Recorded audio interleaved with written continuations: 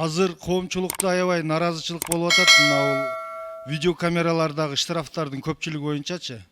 Ошо МВДнын өкүлү жооп берип койсоңуз, баягы 3 буттуу видео камералардагы коюлгандарга наразычылык болуп атат айдоочулар. Анан миңдеген адамдар азыр кайрылып атат да, баягы 5,5 миңден салып коюптур. 3 миңден салып ушул 1 жылдын ичинде 100 миң, 200 миңге чейин жеткен айдоочулар өздөрүнүн баягы автоунааларын беришке аргасыз болуп атат да.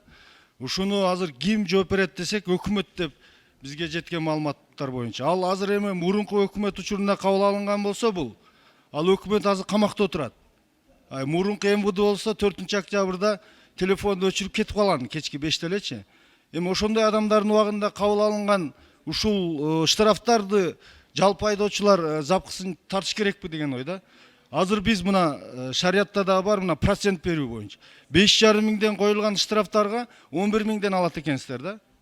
Бул боюнча төлөп келгендер ыйлап атат азырчы. Эртең миңдеген айдоочулар чыккан болсо аянтка, бул аябай мындай коомдук эме жаралат да. Ошон үчүн бул койгон видео камералардын штрафтарын бир алган айлыгыбызга жараша койсок жакшы болот эле. Себеби алган берген айлыгыбыз 8 миң, штрафтарды 11 миңден алып атабыз. Мына кече мага бирөө ыйлап келди, 3 жерде түшүпмүн дейт, 5,5 миңден. Штрафты беребиз, бирок мынчалык көп эмес дейт да. Ушул бир чоң бир наразычылык акцияларына айланып кетүүгө себеп болуп калбасын, ушуну алдын албайлыбы деген ойду айткым келет. Урматтуу депутат, сиз айткан маселелер боюнча жумуш топ өкмөттүн алдында түзүлгөн, кээ бир штрафтарды азайтуу боюнча да маселелерди карап атат.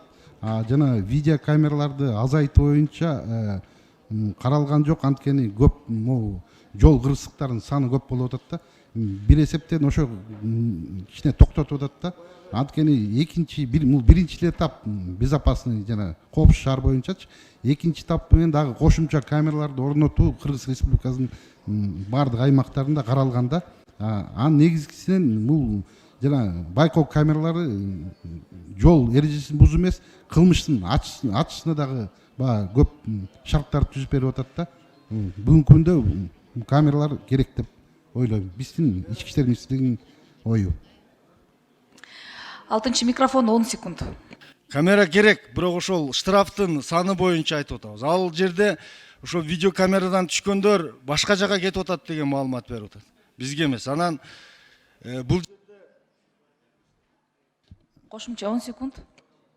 МВДнын өкүлү азыр буну эми Ошко өтөсүздөр, анан башка Ысык-Көлгө өтөбүз деп атасыздар. Аябай наразычылык болуп, ушул жерден коомдук наразычылык пайда болот. Ошон үчүн бир нерсеге катып тура бербестен ушул штрафтын жок дегенде пайызын алып таштабайлыбы? Урматтуу депутат, жана айтып кеттим, жумуш топ өкмөттүн алдында иштеп атат. Мунун баарысын караштырылат.